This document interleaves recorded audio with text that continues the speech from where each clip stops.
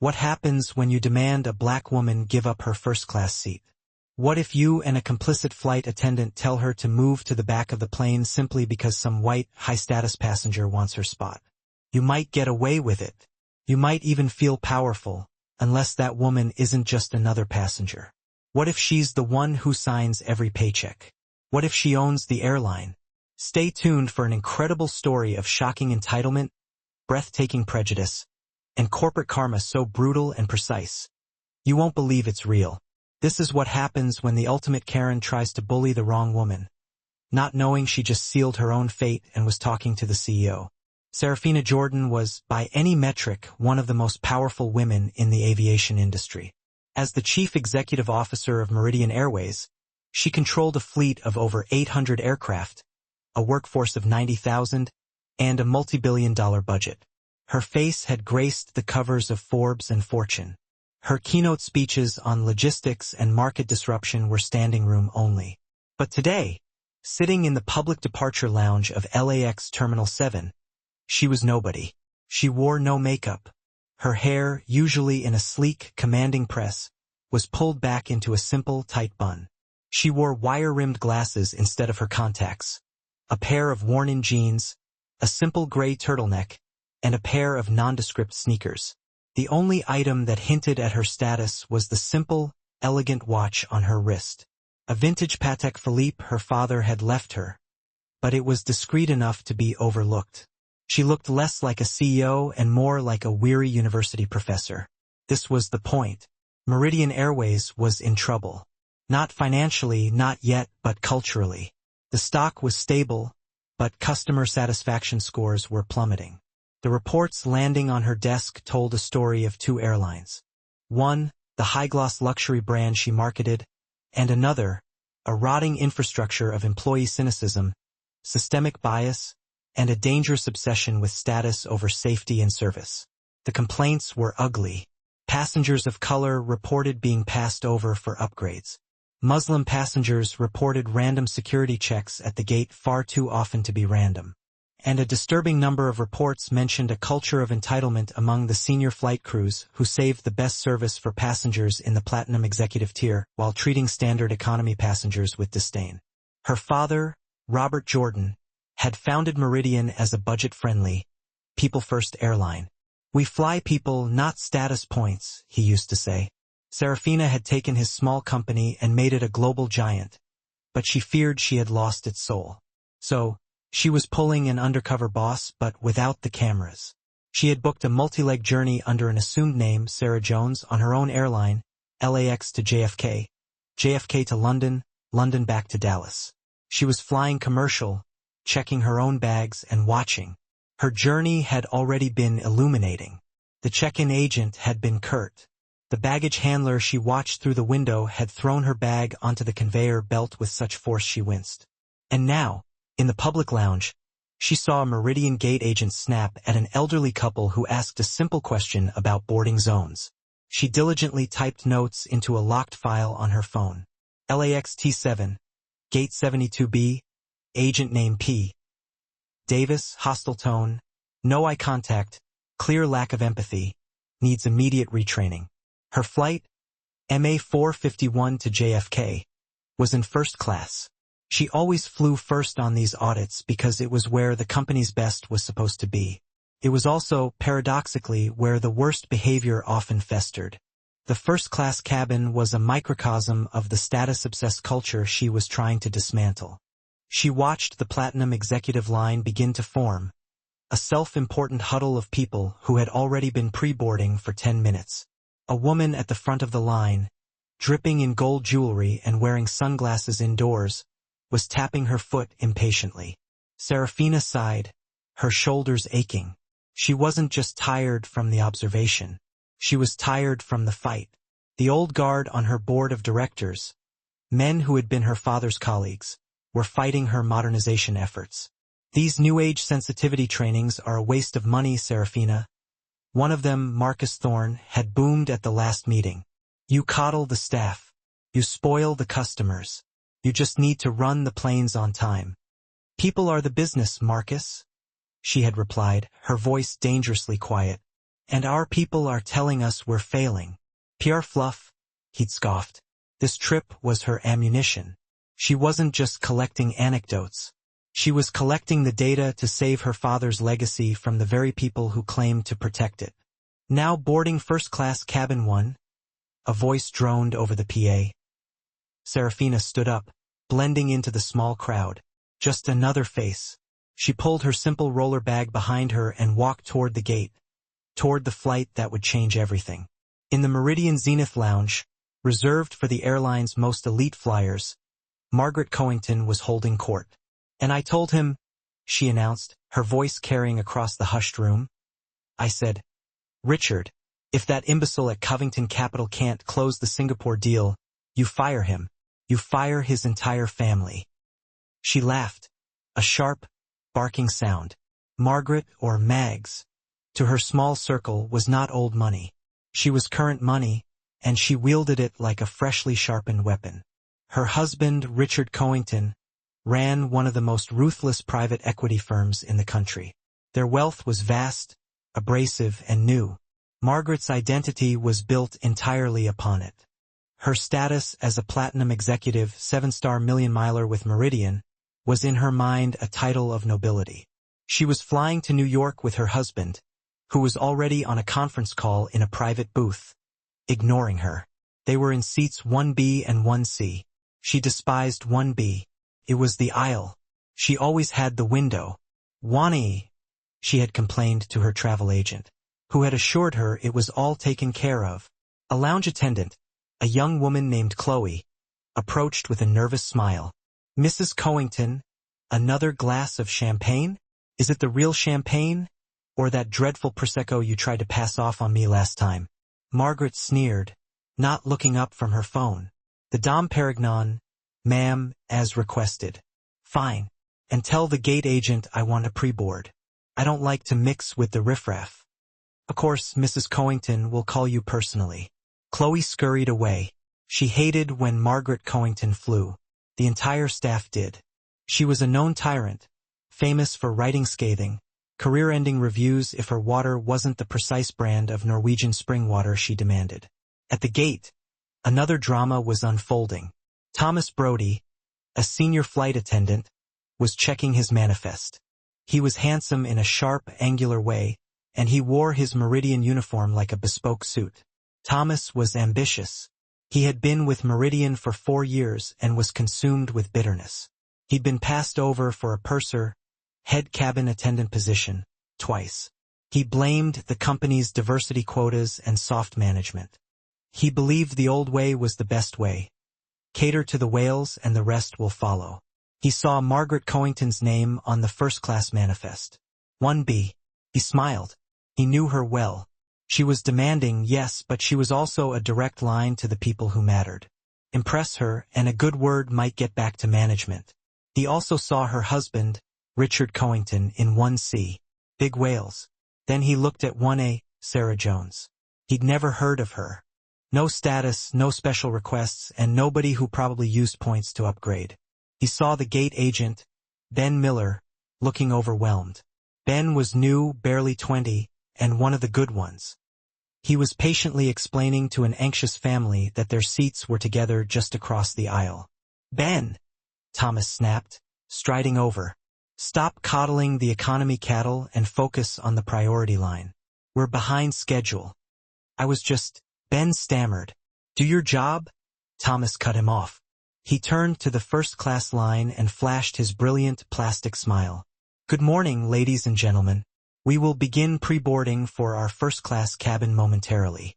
Serafina, standing near the back of the line, watched this interaction. She knew Thomas's type. They were all over the airline. They saw the uniform not as a symbol of service or safety, but as a sliver of power. They were the ones who believed customer service meant fawning over the rich and ignoring the poor. She typed another note. MAV Flight 451, FA name T. Brody, arrogant, dismissive of junior staff, creates hostile gate environment. The lounge attendant, Chloe, came bustling through, parting the crowd. Mrs. Coington, right this way. We'll get you on board before anyone else. Margaret sauntered past the other first-class passengers, her husband trailing behind her, still barking into his phone. She handed her boarding pass to Thomas, who practically bowed. "Mrs. Cowington, a genuine pleasure to have you with us today," Thomas gushed. "Welcome aboard. Can I take your coat?" "Just make sure my oversized carry-on has space, Thomas. The one with the hat box. I will not be checking it." "Of course, ma'am. Right this way." Serafina watched the performance, her stomach tightening. This was the very rot she was here to find. The prioritization of one passenger's hatbox over the dignity of the entire boarding process. Ben, the gate agent, caught her eye and gave her a small, apologetic smile, as if to say, "Sorry you have to see this." Serafina gave him a tiny nod of acknowledgement. At least there was one. "Now boarding all first-class passengers," Ben announced. Serafina stepped forward, handed Ben her pass. He scanned it. "Thank you, Miss Jones. Welcome aboard. You're in 1A, the window seat on the left." "Thank you, Ben," she said, making a point to use his name. He looked up, surprised that she'd noticed it. "Have a great flight." As she stepped into the jet bridge, she had no idea that her name, Ms. Jones, was about to become the center of a storm. Serafina settled into 1A. It was her favorite seat, not just as CEO, but as an aviation enthusiast, the forwardmost window on the port side. It offered an unparalleled view of the engine and the wing. She loved the physics of it all, the controlled, elegant violence of takeoff. She was arranging her things, a novel, a bottle of water, and her phone for notes, when Margaret Cowington stormed back out of the galley, her face a mask of thunder. Her husband had already settled into 1C, the aisle seat on the opposite side, and had his noise-canceling headphones on. His eyes closed. He was checked out. Margaret stopped in the aisle and glared down at Serafina. "Excuse me," Margaret said. It wasn't a question. Serafina looked up. "Yes, you're in my seat." Serafina blinked, maintaining her weary professor persona.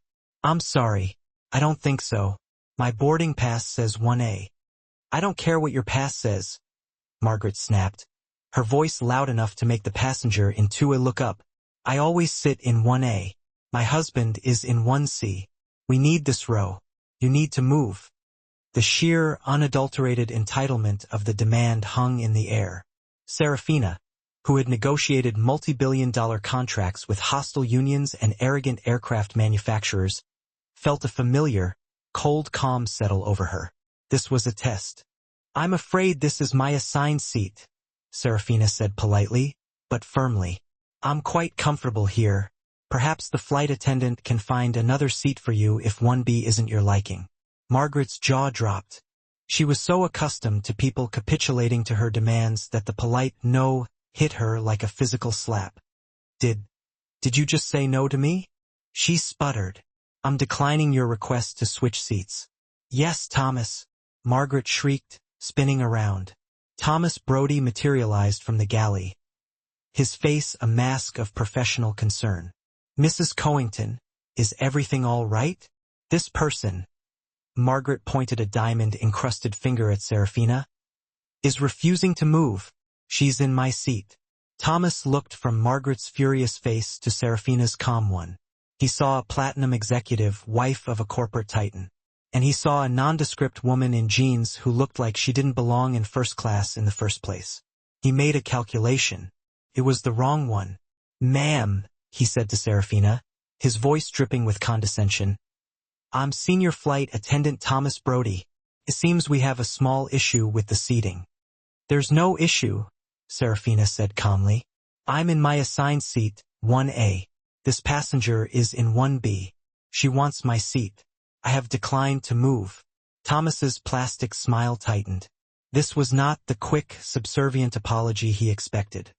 "I understand, ma'am," he said, as if speaking to a child. "But Mrs. Cowington is one of our most valued, high-priority flyers. Her husband is in 1C. We need to accommodate their request to sit together." "They are together," Serafina pointed out. 1B and 1C are right next to each other. I'm across the aisle. The first-class cabin on this particular 737 was a 1-2-1 configuration. Serafina was in a solo pod by the window. Mr. and Mrs. Cowington were in the center, 2 pods. Margaret wasn't just asking for a switch. She was asking for Serafina's specific, desirable window seat, while her husband was in a completely different section of the row. Thomas's patience snapped. The lie was exposed. This wasn't about sitting together. This was a power play. Mrs. Cowington, he said, turning to Margaret with a fawning smile. Why don't you get comfortable in 1C with your husband, and I'll take 1B. I will handle this. I'm not sitting in 1C. That's Richard's seat. I want 1A. Margaret insisted. Thomas turned back to Serafina. His eyes were cold. The smile was gone. Ma'am, I'm not asking you anymore. As a representative of Meridian Airways, I am instructing you to move.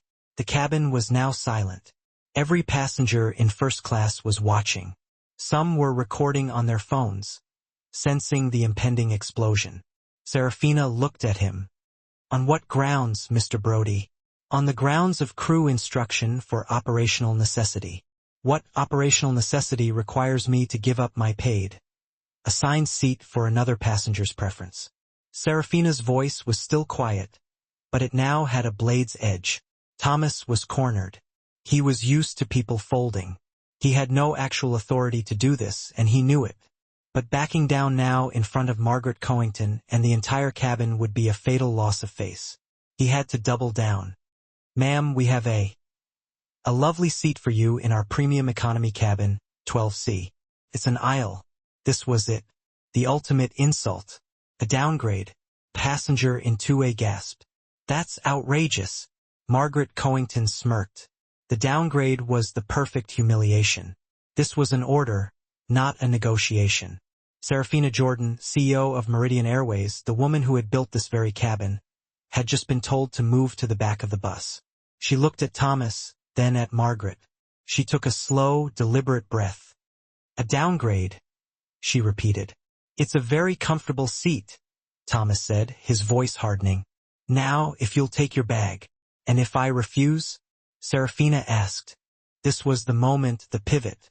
Thomas saw his promotion, his career, his authority all being challenged by this. This nobody. He made the final, fatal error. Ma'am, he said, his voice loud and clear for the cabin to hear.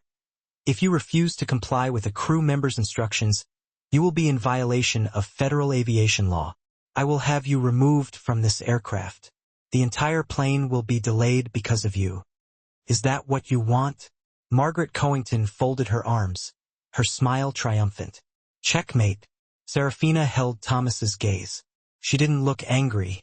She looked disappointed. So, to be clear, Mr. Brody, she said, her voice projecting with the practiced clarity of a CEO addressing a boardroom. You are threatening to deplane a paying passenger from her assigned first-class seat to accommodate the preference of another passenger. And you are attempting to do so by downgrading her, all based on what? Her appearance? Her lack of status in your manifest? Thomas stammered, unused to such articulate, calm defiance. Get her off the plane, Thomas, Margaret demanded. She's holding us all up. Get security. One last chance, ma'am, Thomas said, pulling himself up. Move, or I call the captain and have you removed. Oh, you won't need to call the captain, Serafina said, finally reaching into her carry-on bag. But you're right. It's time to involve the flight deck. She pulled out her phone. Margaret and Thomas expected her to start recording. She didn't. She pressed a single number on her speed dial.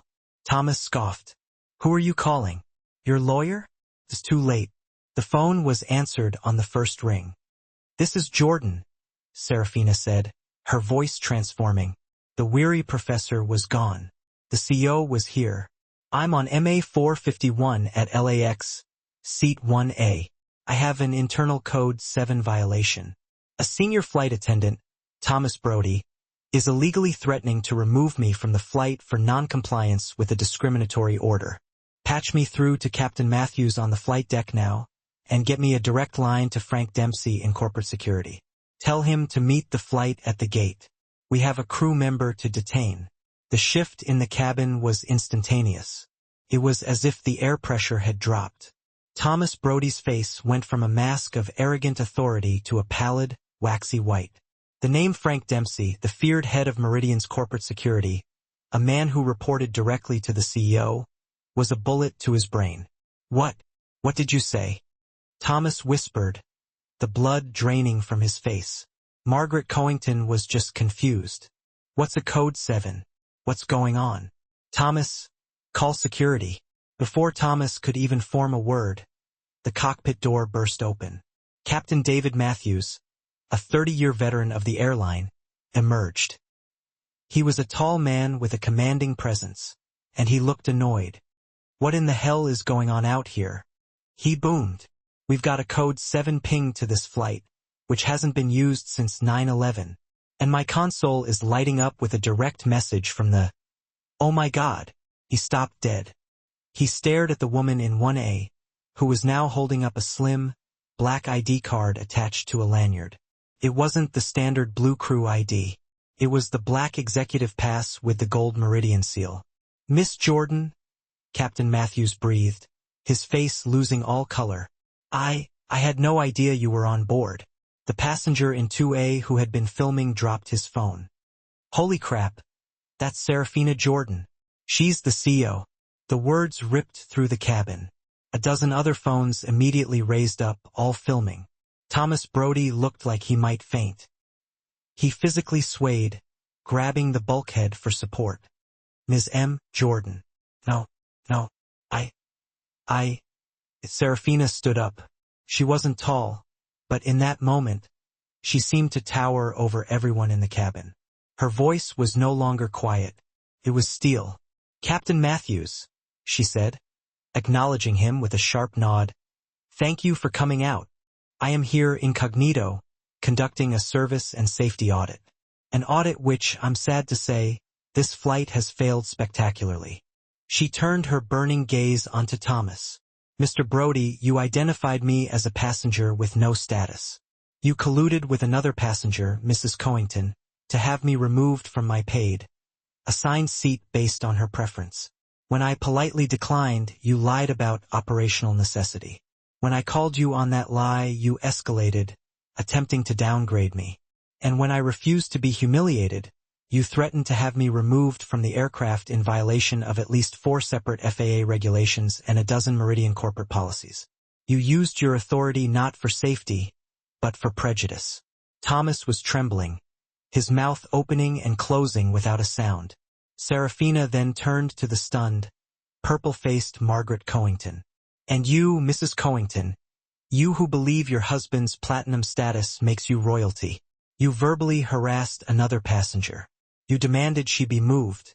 You reveled in the idea of her being downgraded and humiliated.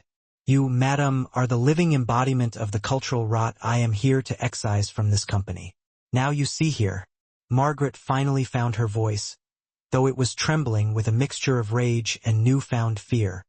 My husband, Richard Coington, spends millions with this airline. He's a friend of Marcus Thorne on your board. You can't talk to me like that.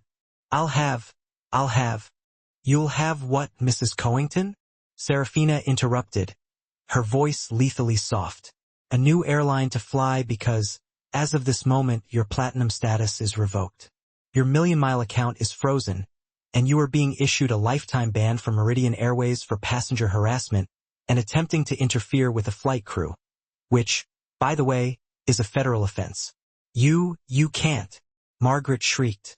I can, Serafina said. I just did.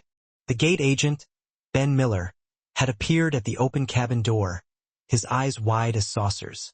Behind him stood 2 grim-faced men in dark suits. Frank Dempsey's team. Captain, Serafina said, turning back to Matthews. This flight is now under my direct authority. Mr. Brody is a security risk. He has proven he is willing to violate safety protocols for personal bias. He is to be relieved of his duties, effective immediately. She looked at Thomas, her eyes filled with a cold, profound disappointment. Mr. Brody, collect your personal belongings from the galley. These gentlemen, she motioned to the security team, We'll escort you to an HR holding room where you will await a full debrief of your termination. Surrender your crew ID to Captain Matthews." With shaking hands, Thomas unclipped his ID. He couldn't look at anyone. He couldn't look at Serafina, or the captain, or the other flight attendants who were now clustered near the galley, watching in stunned horror. He handed his badge to the captain. "Go," Serafina commanded. Thomas Brody, the ambitious steward who thought he was playing the game, did the walk of shame. He shuffled past the silent first-class cabin, past the gaping passengers in economy, and off the plane, flanked by the two suits. He was in an instant a ghost. The cabin was so quiet you could hear the faint whine of the auxiliary power unit. Serafina Jordan stood in the aisle for a moment longer. She looked at the remaining flight crew who were frozen in terror. "My name," she said, her voice now calm but firm, "is Serafina Jordan. I am your CEO. I'm not here to frighten you. I'm here because I, like every single one of you, am supposed to be dedicated to the safety and the service of this airline. What you all just witnessed was a catastrophic breakdown of that commitment." A senior flight attendant, a woman who looked to be in her 50s, named Maria, stepped forward. Her face was pale, but she maintained a professional demeanor. "Ms. Jordan, we are deeply, deeply sorry. That was completely inexcusable." "It was Maria," Serafina said, reading her name tag. "Now, we have a plane filled with passengers who need to get to New York. We're one crew member short. Are you certified as a purser?" "Yes, ma'am," Maria said, snapping right into professional mode. "Good. You're in charge. Complete your pre-flight safety checks. I want this plane buttoned up tight and ready for pushback in 10 minutes. Is that clear?" "Yes, CO," Maria said, a wave of relief washing over her face. This, at least, was a command she knew exactly how to follow. She and the rest of the crew immediately dispersed, carrying out their duties with a newfound, terrified precision. Captain Matthews nodded, impressed. "Ms. Jordan will be ready." He retreated to the cockpit, no doubt to log the most insane delay report of his entire career. That left just one more problem. Serafina turned her attention back to seat 1B. Margaret Coington was still sitting there, rigid with fury and utter humiliation. Her husband, Richard, had finally taken off his headphones, his face a mask of utter confusion. "Mags, what the hell is going on here? Why did that man call her CEO?" Margaret didn't answer. She was staring at Serafina with pure, unadulterated hatred. Serafina walked back to her own seat, 1A, and sat down. She looked across the aisle at Margaret. "Mrs. Covington," Serafina said, as if she were explaining basic rules to a particularly difficult child, "your lifetime ban is being processed as we speak. It will be active the very moment we land in New York. However, you are still on my aircraft. You will not speak to me again. You will not speak to the flight crew except to request water or to report a safety-related issue. You will sit in your assigned seat 1B, and you will remain perfectly quiet. If you cause any disturbance, if you so much as raise your voice, I will have Captain Matthews divert this flight to Chicago and have you arrested for interfering with a flight crew. Am I perfectly crystal clear?" Richard Coington, a man who had built his entire empire by knowing precisely when to fold a bad hand, finally understood the gravity of the situation. He turned to his wife. "Margaret, shut up." Margaret Coington, for perhaps the first time in her entire adult life, did exactly as she was told. She sank back into her seat, her face burning with shame and anger, and turned to face the bulkhead. The plane door was sealed shut. The safety video began to play on the monitors. Serafina Jordan, CEO, buckled her seat belt in 1A. It was going to be a very long, very quiet 5-hour flight to New York. For Serafina, the silence wasn't an opportunity to relax. It was simply work. She pulled out her laptop. She didn't watch a movie. She didn't try to sleep. She typed. She drafted a new company-wide mandate, which she called the True Meridian Initiative. She wrote a personal commendation for Ben Miller, the gate agent who had stood up for her. She scheduled an emergency 8 a.m. board meeting for the very next day. Then she sent a message to Frank Dempsey. I want a full audit of Thomas Brody's 4-year record. I want every single complaint, every performance review, and the name of the manager who oversaw his promotion to senior attendant. I suspect the rot goes much deeper than just him. And across the aisle, Margaret Cowington stewed in a silent, humiliated rage on what would be the very last flight she would ever take with Meridian Airways. The moment the plane's wheels touched down at JFK, the karma began to metastasize. As the jet bridge connected to the plane, Serafina remained seated. Maria, the newly appointed purser, made the arrival announcement, adding, "All passengers, please remain seated with your seatbelts fastened. Due to a security issue, we will be deplaning row by row, and authorized personnel will be boarding the aircraft first." The cabin door opened. Frank Dempsey himself stepped on board, flanked by 2 JFK Port Authority police officers. Margaret Cowington, seeing the uniforms, immediately went pale. "Mrs. Richard Cowington?" Dempsey asked, his voice flat and devoid of any emotion. Richard Cowington stood up. "I'm Richard Cowington. This is my wife. What is the meaning of this?" "Mrs. Cowington," Dempsey said, completely ignoring him and addressing her directly. "You have been served with a formal notice of trespass. You are permanently banned from all Meridian Airways and partner properties. These officers will escort you from the aircraft and through the terminal. Any deviation from their instructions will be considered trespassing, and you will be arrested immediately." "This is insane," Richard blustered. "I'll sue. I'll call Marcus Thorne."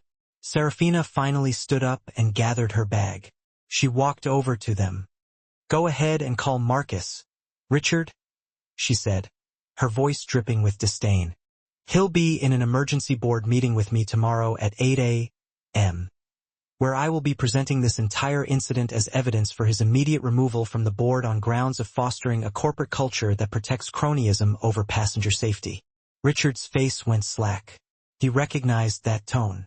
It was the unmistakable sound of a deal being closed, and he was definitely on the losing end. "Mags," he hissed, "get your bag. We're leaving." Humiliated and utterly defeated, flanked by police officers, Margaret Cowington was escorted off the plane, forced to walk past the other first-class passengers, who were now all standing and watching, their phones recording her every move. The Platinum Queen had been dethroned. Serafina nodded to Dempsey. "Frank, good work." "Good to have you back, boss," he said with a grim smile. "The Brody debrief is proving to be illuminating." Serafina deplaned and was met by her executive car on the tarmac. The Sarah Jones experiment was officially over. The next 72 hours were a blur of calculated, decisive action. First, the fate of Thomas Brody. Thomas was held in the HR security office at JFK for 6 long hours. His audit, just as Serafina had suspected, was damning. In just 4 years, he had accumulated 12 formal customer complaints, 9 of which were specifically for discriminatory or biased behavior. He had been coached by his manager, Alan Pierce, but never formally disciplined because he was also one of the highest-rated attendants by Platinum Flyers, who loved his fawning, preferential service. He was fired for cause, effective immediately, for gross misconduct, violation of safety protocols, and discriminatory behavior. Meridian's legal team sent his entire file, along with the passenger videos and Serafina's own detailed report, to the FAA, recommending a thorough review of his flight attendant certification. He would likely never work on a major carrier ever again. Next, the fate of the old guard.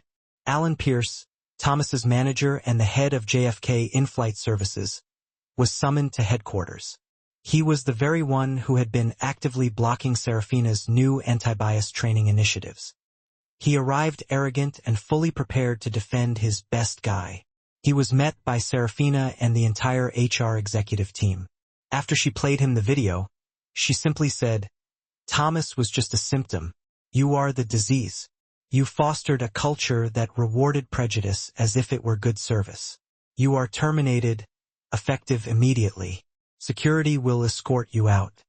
At the 8 a.m. board meeting, Serafina did exactly as she had promised.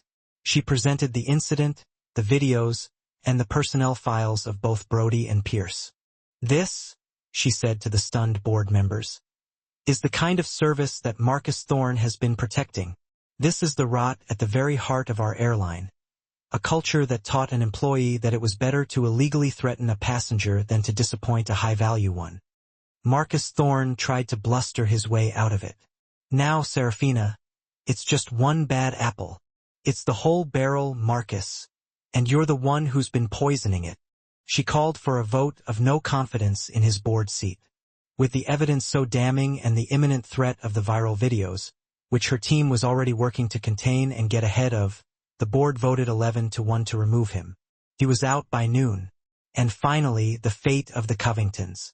Richard Covington did, in fact, call his lawyers. They, in turn, received a cease and desist letter from Meridian's legal department, along with a compilation of 3 separate passenger videos and a formal complaint filed by the CEO herself. The letter made it abundantly clear that if the Covingtons pursued any legal action whatsoever, Meridian would countersue for passenger interference and harassment and would immediately release the unedited videos to the press. Richard's firm, Covington Capital, also had its corporate travel account with Meridian, worth over $5 million a year, summarily terminated. The fallout for Richard was immense. He had allowed his wife's sense of entitlement to cost his company its primary travel partner and expose him to public ridicule. Their marriage, it was rumored, did not even survive the year. Margaret Covington was last seen flying coach on a budget carrier, and no one even offered her a seat.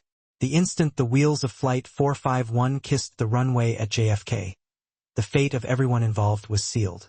The descent into New York had been 5 hours of the most toxic, pressurized silence Serafina had ever experienced. Margaret Covington sat rigid, her face a mask of mottled rage, refusing to even look at anyone. Her husband, Richard, had spent the entire flight frantically typing on his phone, his face pale, no doubt trying to rally his high-powered contacts to his defense. Serafina, in Wana, had spent that time dismantling their entire worlds. As the plane taxied to the gate, the new purser, Maria, made her final announcement. Her voice, once trembling with fear, was now firm and confident. Good evening, ladies and gentlemen, and welcome to New York. We ask that you remain in your seats with your seat belts fastened. Due to a security issue, we will be deplaning row by row, and authorized personnel will be boarding the aircraft first. The words authorized personnel sent a final cold shiver of dread through the cabin. The jet bridge docked, the cabin door hissed open, and 3 men stepped on board. 2 were in the dark blue uniforms of the Port Authority Police. The third was Frank Dempsey, Meridian's head of corporate security, his face as grim and unmoving as granite. Mrs. Margaret Covington? Dempsey's voice was flat, carrying easily through the silent cabin. Richard Covington immediately jumped to his feet. I'm Richard Covington. This is my wife. What is the meaning of this? We are being illegally detained. Dempsey's eyes remained locked on Margaret. Mrs. Covington, I am here to serve you with a formal notice of trespass. Effective immediately, you are permanently banned from all Meridian Airways and partner properties for life due to harassment of another passenger and interference with the flight crew. You can't, Margaret shrieked, her voice cracking with disbelief. I am a 7-star platinum member. My husband is friends with Marcus Thorne on your board. Your status and all associated miles have been revoked. Ma'am, Dempsey said, unmoved, these officers will now escort you from the aircraft. Please collect your belongings. I will not be paraded off this plane. Margaret screamed, clinging desperately to her seat. One of the Port Authority officers stepped forward. Ma'am, you can walk off this plane, or you can be carried off in handcuffs and charged with trespassing. It's your choice, but you are leaving. Richard Covington, a man who understood leverage better than most, knew this was a fight he simply could not win. The sight of the uniforms, the other passengers filming, the finality in Dempsey's voice, it was over. Margaret, he hissed, his voice trembling with suppressed rage. Get your bag now. With a final murderous glare at Serafina, Margaret Covington grabbed her purse.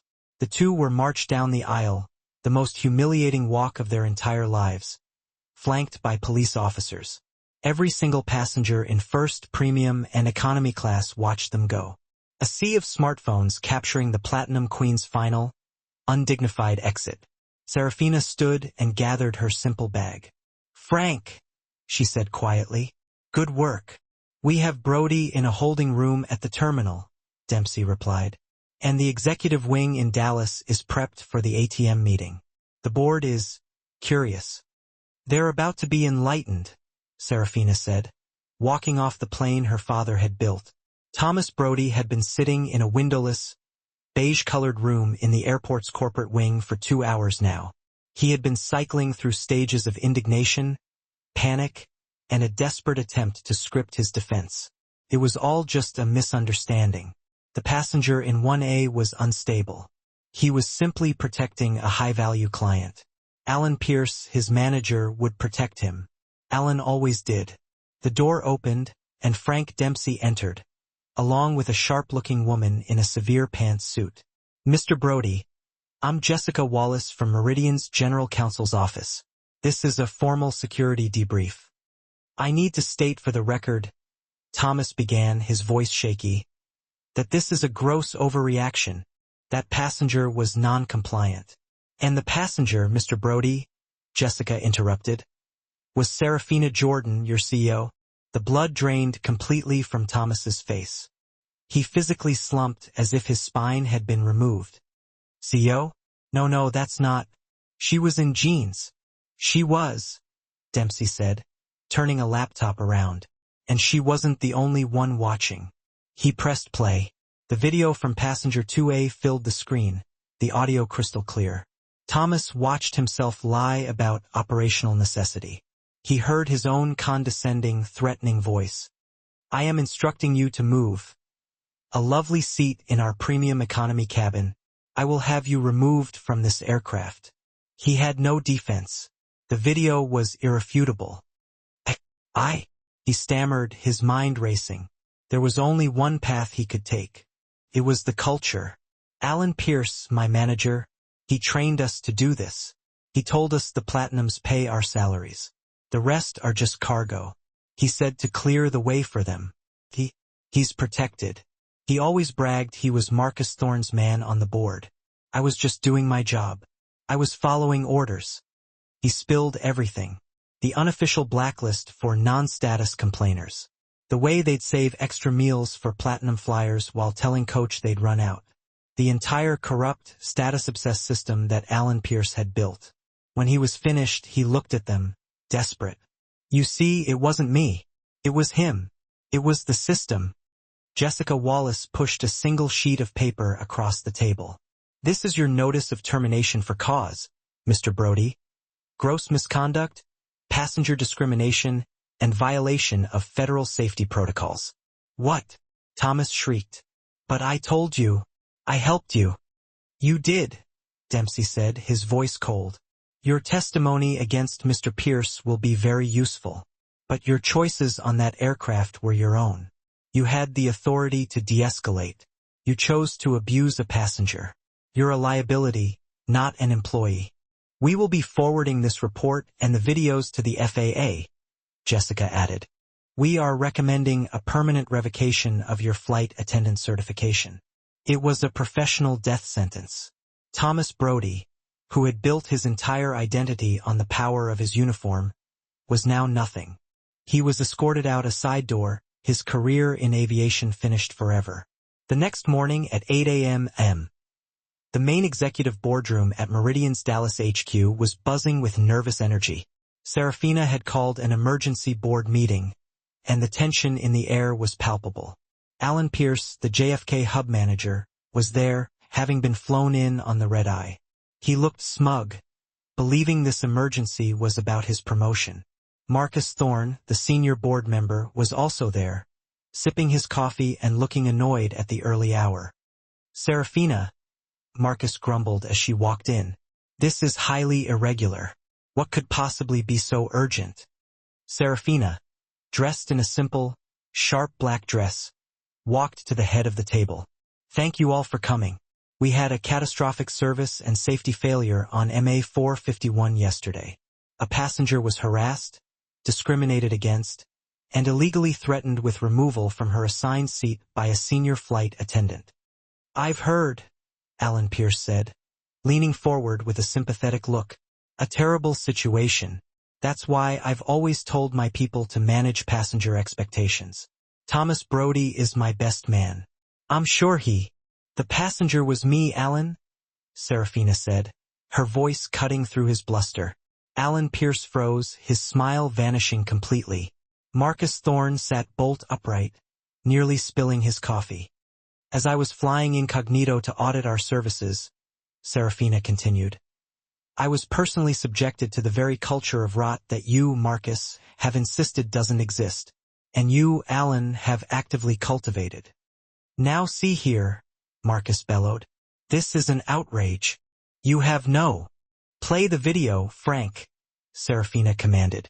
The massive boardroom screen lit up.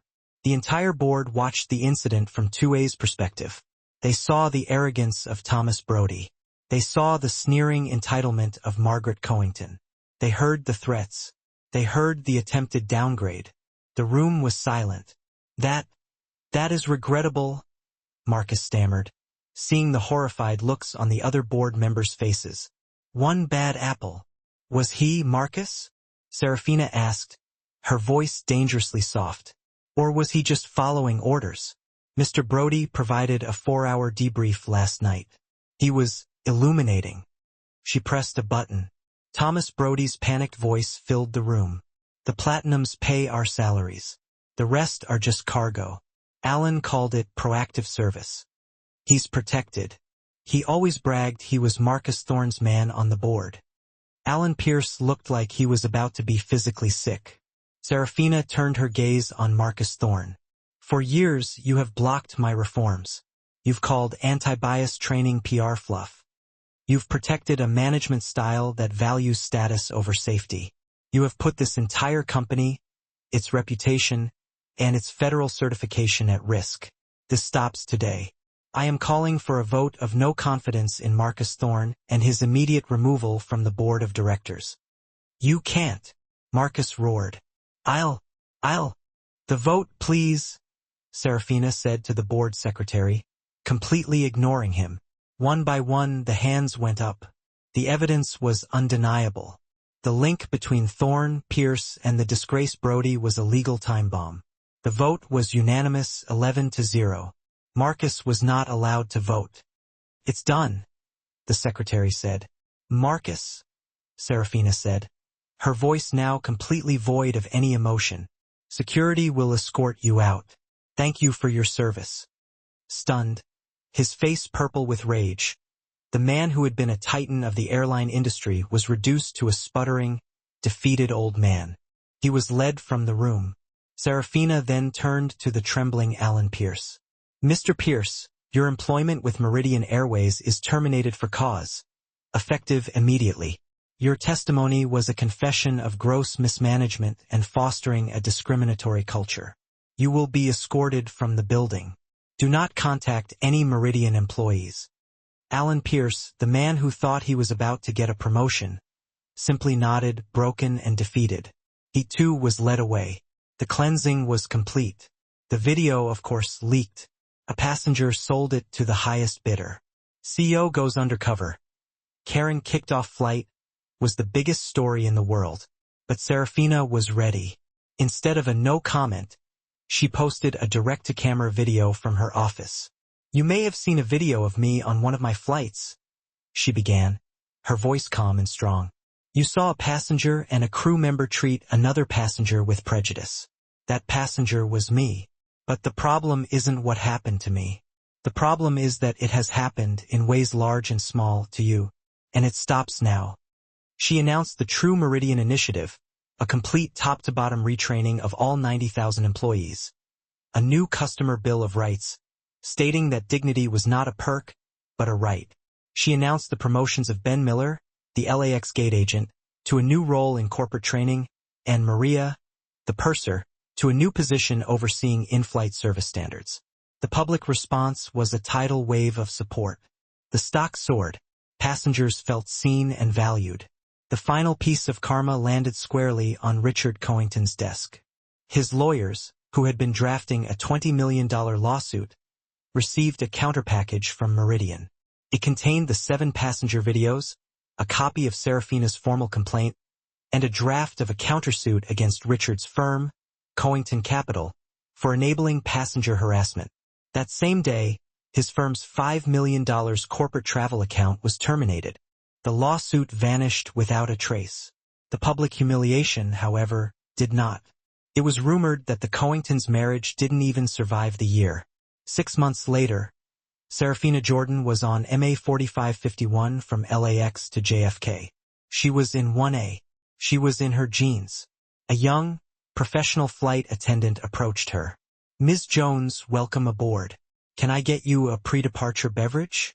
Champagne, water, or orange juice?" "Champagne would be lovely. Thank you," she said, glancing at his name tag. "Thank you, David." "Of course," he said with a warm, professional smile. He then turned to the man in 1B, who was dressed in a wrinkled t-shirt. "Sir, welcome aboard. Can I get you a pre-departure beverage? Champagne, water, or orange juice?" Serafina watched the exchange. The same genuine smile, the same friendly tone, the same unwavering level of respect. David returned with her champagne. "Please let me know if there's anything I can do for you, Miss Jones. My job is to ensure your safety and comfort." Serafina raised her glass as he moved on to other passengers. "To the new Meridian," she whispered to herself. She turned to the window, took a sip of her champagne, and smiled as her plane, began its powerful, clean ascent into the sky. And that is how a single flight and one woman's refusal to be bullied changed an entire airline. Serafina Jordan didn't just fire a racist employee. She tore down the entire rotten system that protected him and his corrupt bosses. Margaret Cowington didn't just lose her seat preference. She learned that no amount of money or status makes you better than the person sitting next to you. This story is a powerful reminder that you never know who you're talking to, and true integrity isn't about the perks you have, but about how you treat the people who seem to have none. What did you think of Serafina's response? Was Thomas's downfall or Margaret's lifetime ban the more satisfying piece of karma? Let me know your thoughts on this incredible story in the comments below. If you loved this story of karmic justice, do me a huge favor. Hit that like button, share this video with a friend who loves drama, and most importantly, click that subscribe button and ring the bell. I post stories just like this all the time, and you don't want to miss the next one.